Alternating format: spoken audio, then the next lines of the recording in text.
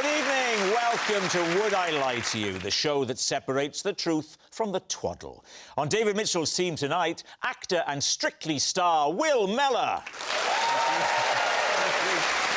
And from Morning Live via Girls Aloud, it's Kimberley Walsh. On Lee Mack's team tonight, she's the loose woman who survived I'm a Celebrity. It's Charlene White. And an award-winning stand-up comic all the way from Australia, Sam Campbell.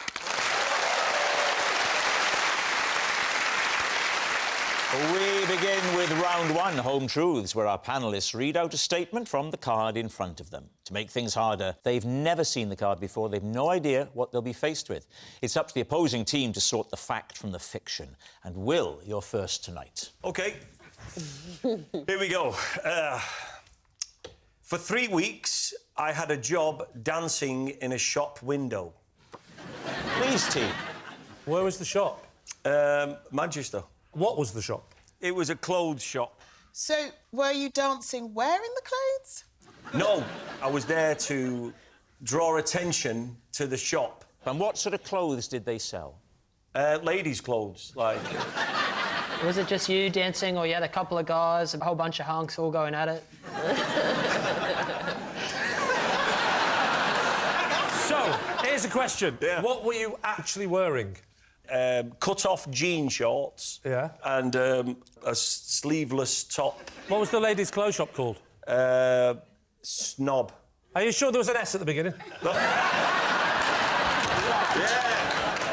Oh, it was a shop in the Arndale Centre in Manchester. Just when it couldn't get any more glamorous. How many hours a day was it? You go on for like 15, 20 minutes, then you go off for 20 minutes, and you come back on. And when you go off, does someone else come on? No, that's when they want people to come in the shop. They like, you've seen it. Oh, whoa. Just to be clear, you think you were that good that it was stopping people entering the shop? We're going to have to give him 20 minutes off just to get them in. And would you dance to music, or would you just let yourself go? It was an audition. Tell us what the music was, because we've got a very good sound department. Well, it was like 90s classics, you know. It was like Show Me Love or something. It was a 90s classic. OK, would you give us a demonstration? Oh, man. And I will cue in the music. Ready? 3, 2, 1, go.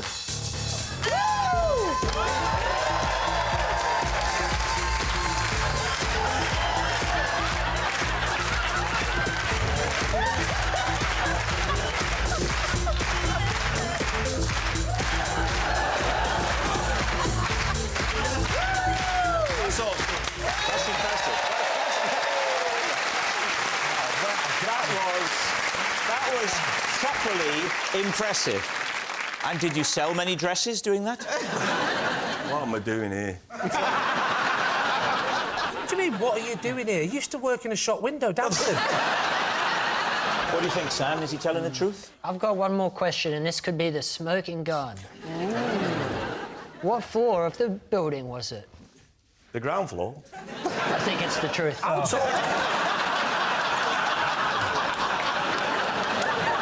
do you think, Charlene? True? He had a few moves then, didn't he? He did. Yeah, go on. Should we say that's true then? Yeah. All right. Yeah. You going to say it's true? OK. Will, they think it's true. Is it true, or is it a lie? It is true. Yes, it's true. Will did used to dance in a shop window. Kimberley, you're next. Bono once fixed the flush on my downstairs loo. Please, team. Is that a euphemism? Might be worth saying, Kimberley, for some of the younger viewers, Bono, of course, is the lead singer of Spandau Ballet. Sorry, you too. I thought you were going to explain what a loo was. And so what happened? So we were on tour in Ireland. And when are we talking about, Kimberley? What year would So this this would have been like mid-2005-ish, I reckon. OK. And we were staying in these kind of like apartments. So it was the toilet downstairs in the apartment. OK. So basically, I went out to, like, the concierge type bit in the apartment block. Bono wasn't working as the concierge, was he? And Bono actually happened to be in the reception area at the same time. So I start shouting off that the loo's blocked. So then we start chatting, and then he's like, "Oh, sure, I'll fix the loo." Was he wearing sunglasses? Yeah, he always wears sunglasses. That is him. Is that it? Always wears sunglasses. So how exactly did Bono unblock that toilet? So he lifts up, what's it called? The cistern. Fiddles around with that floaty ball cock. thing, the ball cock, and he's like, "Bob's your uncle." Life lesson learned from Bono. Brilliant. Were all girls allowed in the same apartment? No, we had two between us. Who were you with? I was with Cheryl. So you and Cheryl, what, in a twin room? Or do you have your we own had bedroom? our own rooms. Don't get carried away. If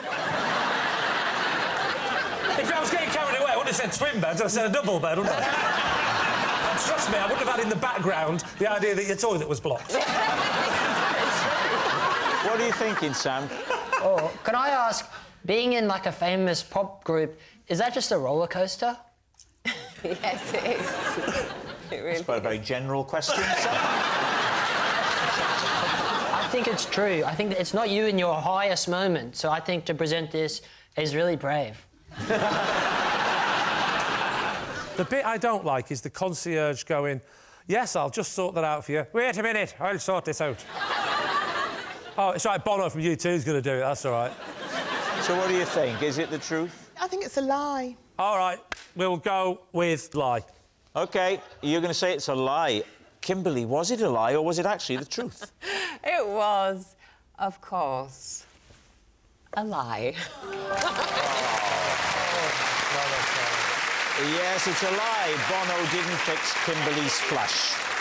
Our next round is called This Is My, where we bring on a mystery guest who has a close connection to one of our panellists. This week, each of Lee's team will claim it's them that has the genuine connection to the guest, and it's up to David's team to spot who is telling the truth. So please welcome this week's special guest, Michael.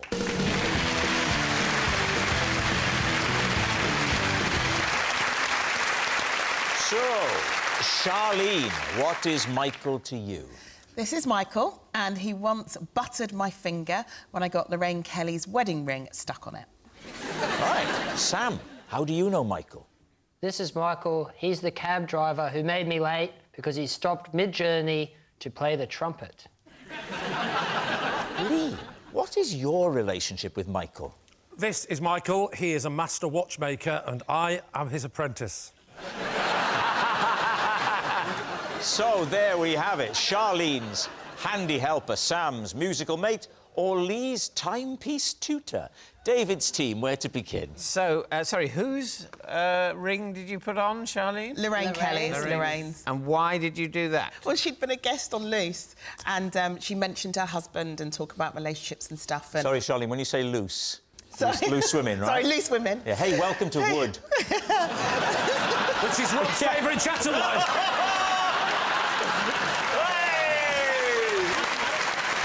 Sorry, Charlene. Sorry, OK. no, and during the show I was looking at her ring, and it's so beautiful. I can't tell you how beautiful her ring is.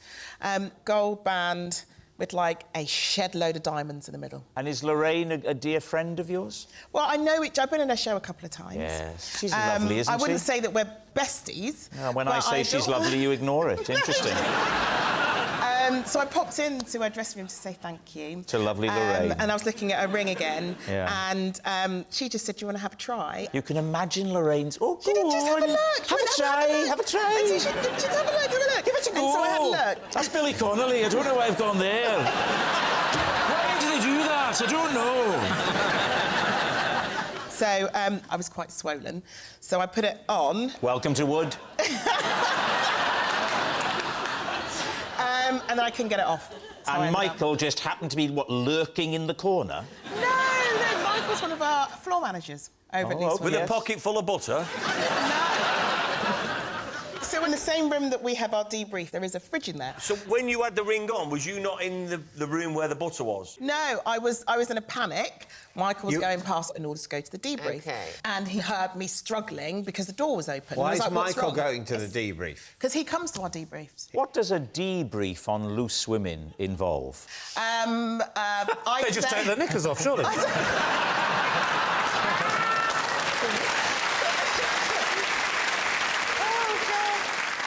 What did Lorraine feel about the fact that her nice ring's now got quite a lot of butter in it? All the dressing rooms have en-suites, so I ran straight to the en-suite and basically started washing it and really hoped it didn't ruin. And then the main the diamond ring. popped out into the toilet bowl, which wasn't blocked, and down it went. Luckily, Bono was there. And he said he still haven't found what you're looking for, then.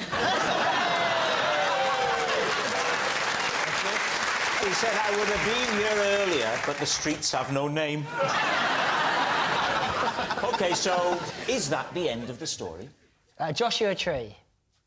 Nice to be involved, isn't it?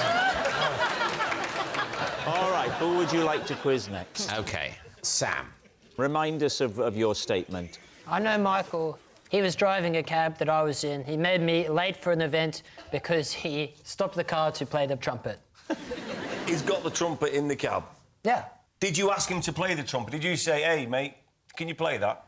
No, he said, where are you from? And I said, Australia. And he said, I can play any national anthem on the trumpet. Where are we, Sam?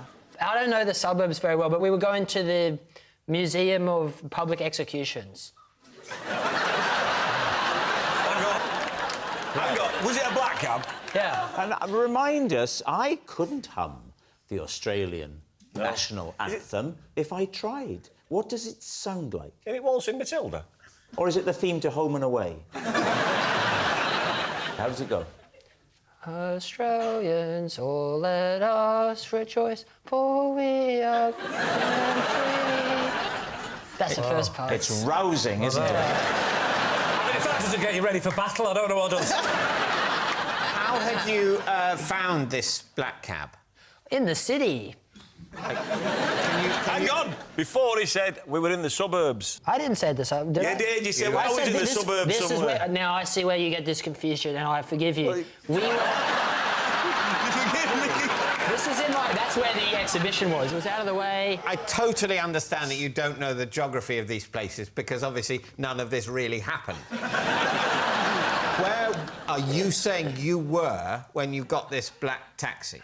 I was in, like, the city, you know, around that area, the pigeons, big buildings, the city. Businessmen. Businessmen. How had you got to the businessmen pigeons bit of London? Is that where you are saying you live? Oh, my own street, where I live? Yes. 36. Don't give your address for television. Why not? I just wouldn't. This is Soho we're talking. Soho. There we go. Now you're in Soho. Right. I'm sorry to shock you there, but they are not businessmen. Oh, my goodness. It's a form of commerce. Now, Let's shift our attention to the actual when he started to blow his trumpet. Yeah. And where did he get it? He was in the front with him, presumably. He had the trumpet under his, like, I guess, second seat. The passenger seat. Passenger. yeah, but except in a black cab, there isn't a one. seat there. There's no seat there. Which you wouldn't have seen from the back. Yeah, I don't know. I'm still learning about this. You're on your own after that one. Amazing city. Nevertheless, when we pointed that out, you had the look of someone who'd been discovered. No. Don't ever try to read my face, because that's private. Unlike your address. Brilliant. Now, Lee, remind us of your statement. This is Michael. He is a master watchmaker, and I am his apprentice. So, you're changing careers. I'm glad to hear it. Oh, I'm not changing careers. No. It's an interest of mine. It's a hobby. What's your favourite watch?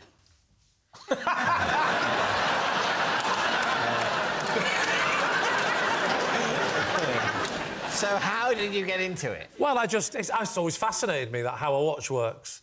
And I thought, How does a watch work? Do you know what happens inside a watch, David? I do. My granddad used to mend watches, and my dad was a fanatical watchmaker. So. Oh, God. So Can you ask now a lot of technical questions? See, he's not wearing a watch, guys. He isn't wearing a watch, but Have you got my watch? How did you get in touch with Michael? He's got a YouTube channel for watch repairing and the like. Yeah. So I thought, I'll learn to repair a watch. I'll learn to strip a watch and put it back together again. How did you get in touch with him?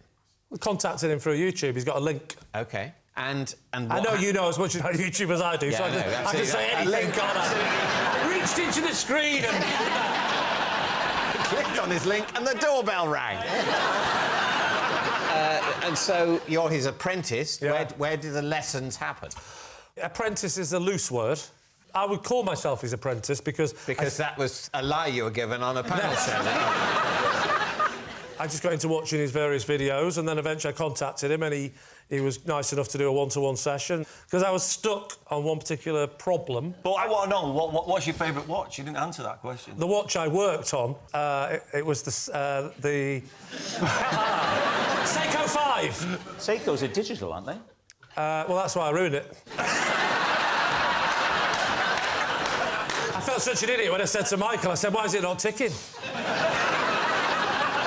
Said you got stuck on a problem. Oh, there was a complication. What was the complication? It was a problem. It was a date. And the complication was what? Mending the bit that told the date. Oh, you heathen. The complication is the date. That's what you call something on a watch that isn't the hour or minute. Oh, the complication. Yes, I think that's right. I think when a watch has more than one feature, then I think they're called complications. Well, there you If go. it had the day and the date, it would have two complications. So what's the problem with the watch? Nothing wrong with the watch. I just bought a watch to see what it'd be like to take it apart and put it back together again. Right. Big cogs? Big cogs. Big cogs? Oh, big cogs I really like doing it. Big cogs. Have you got big cogs in your watch? They tend to call them wheels in watches rather than cogs. That's another thing he's given us. Yeah. Wheels and complications. And you have a one-to-one session with Michael. Yeah. And what happens in the one-to-one session? Michael Bolton, by the way, that's his name. And he's got two friends. One's called Andy Murray and the other's called Dennis Taylor. Genuinely true, that. While we're on genuinely true, is he a watchmaker and you're his apprentice? No. All right, we need an answer. So David's team, is Michael Charlene's handy helper, Sam's musical mate, or Lee's timepiece tutor? I don't know Sam well enough to know whether he'd be a good enough liar to seem so implausible about the truth. We could have dinner. And also, black cabbies, they do like to talk, but they're not going to get away with getting out the car and playing the trumpet. They're on a meter. Are we happy to rule out Sam? Let's rule out Sam. OK. Sam's got to go. I'm really happy because I've never got it down to me and one other before. This is fantastic. Wow. He is so good at talking very that good. he could double bluff us. This could be true. It is true. I just think... Or is it? Charlene, what I want to know, is that something that women do? They say, would you like to try on this ring? I wouldn't really want to take mine off and let someone else put it on. What's it going to be, David? It's time to be masterful and make a Instinct decision. from the gut. Will, which is it? Charlene. Charlene. I think it might be me. You think it's Lee? Yeah. You... Can you picture him in his shed with an eyepiece? Yes. The thing is about Lee, that he's obsessive. He could really get into something like that. Oh, God. You hide under his bed one day and you get this for the rest of your life. David, you have to step up. Come on, David. Decide. Lee. Oh! Saying it's Lee. Yeah. Well, this is unprecedented. Wow. Michael, would you please reveal your true identity? Hi, Michael. I've been teaching Lee watchmaking.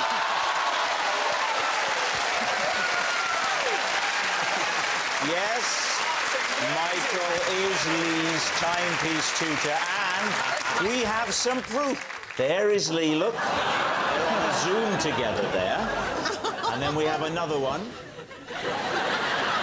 There's more to you than meets the eye. Thank you very much, Michael.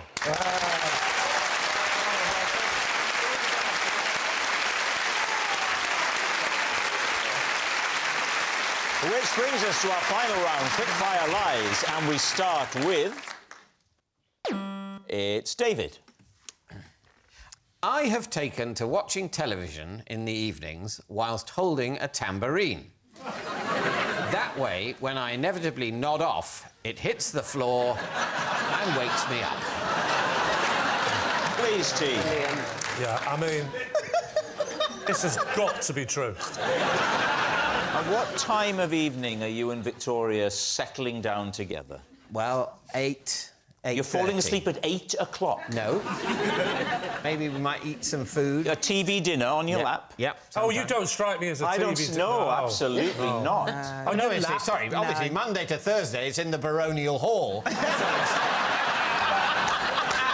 Straight on your lap, or is it a tray? It's an occasional table. What is it all the other days? And is it just you who has this problem, or does Victoria watch the programme with a tray of marbles? No, well, the tambourine can wake us both up. It just so happens I have a tambourine. I always carry one with me. Kimberley, would you pass this to David, Sure. please? Yes, because I'm naked from the waist down. Let's imagine, David, Kimberley is Victoria, Yeah, OK? she's on the wrong side. She'd sit there. And you're watching Lee's History of Watchmaking. You may want to do a bit of it. Yeah. And imagine now you're starting to nod off because it's Lee presenting Okay, something serious. Hi, welcome to this. Lee Mack looks at the inside of watches. Ask me anything you want on a text about the inside of a watch, and I bet I know the answer. If there's anyone watching this, please...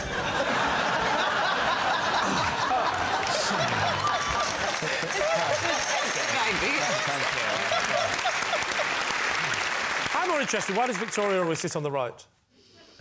Because of her politics. We always sit... We're on the sofa... No, we'll just leave it there. All right. What do you think, Sam? It's too goofy for this guy. Even seeing him with the tambourine, I was like, I don't think even in the privacy of his home he would hold that. It's like we have had dinner.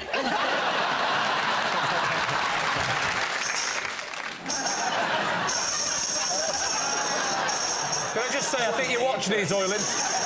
When I do this, I can't hear Lee.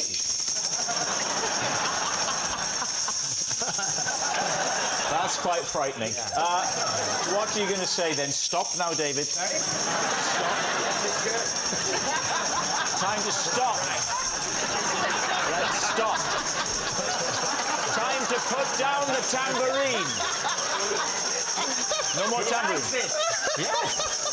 Put it down! Well, what do we think? I mean, it's a bit... That's lie It central. doesn't seem like a very practical solution. No. So you're going to say lie? Yeah, I think All it's right. a lie. They're saying lie. David, truth or lie? Was, in fact, a lie. Yes, it's a lie. David doesn't watch TV holding a tambourine. Next. It's Sam. Oh.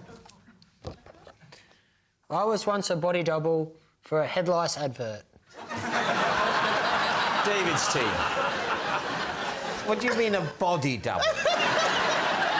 I had head lice at the time. OK. They show the boy, and then they show the back of the head with the lice. I was not the boy, but that back of the head, and those are my lice. So when they were casting the advert, they thought, well, we can't cast someone who's necessarily infested themselves. The lady who invented the comb, it was her son. Which comb are we talking about? The Knitbusters comb. Knitbusters. Yeah. Sorry, the person that invented the comb for head lice, Yeah. her son was in the advert. It's called nepotism, David. Odd name for your son. Where are we in Australia, Sam? Oh, you're not having one of your breakdowns again, are you? This is in Queensland, dude. How did they know you had head lice? Because you don't advertise that, do you? Best friends with this guy, yeah. Him and I were as thick as thieves. Right, so was it like one of them shopping channels? Weirdly, I think it was on the news. It was at the end of the news, they'd be like, and now we've got this comb. So it's on the news. I Yeah. thought you said it was an advert. Here are the headlights. I think it was a thinly veiled advert, and, you know, so sue me. You think it was advertorial? That's what you're saying. When was this? I was pretty young at the time. 10 or 11. When was that? 'Cause, When I was in primary school. Yeah, We realise that. We're trying to ascertain the year. A year on. Maybe year 6, I guess. No way, I was much younger. You haven't said what you had to do in this advert or this appearance. So I just was the back... You know, like, any time you see someone's hands in a movie, that's not really their hands. That's not true. What you mean is sometimes when you see someone's hands. I think every time. Not every time. Sometimes when they scratch their face, that's their hand. If you see Tom Cruise scratching his face, there's not someone going... Cruise has got a scratcher. Cruise has got a scratcher. So, in the 1990s, there was a breakthrough in the treatment of nits in Australia. A new comb was marketed. Yeah. Yeah. And what was so great about it? What was new about it? That the previous I think nit the combs... spacing between the teeth on this comb was just really gobsmacking. Up until then, they were like that far apart. They just... Unless it's a very Can't big pick 'em nit. up. Yeah. It's the obvious design feature to tinker with on a comb, isn't it? How did you feel when they offered you this? Because in the one level, oh, I'm going to be on the telly, but showing my nits. I mean, I know this guy who's dancing in a window to get his foot in the door.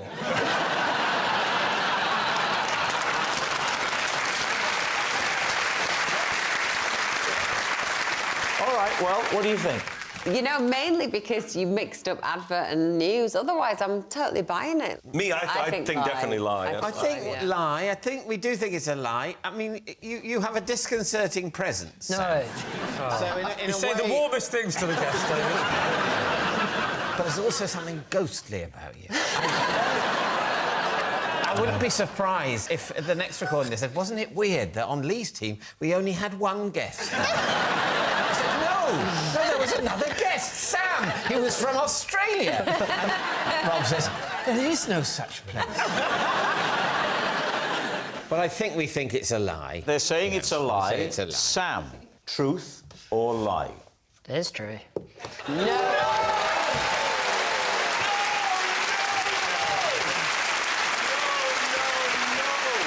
It's true. Sam was a body double for a head lice advert. That noise signals time is up. It's the end of the show. I can reveal that David's team have 1 point and Lee's team have 4 points. Oh, what a... Thanks for watching. We'll see you next time. Good night.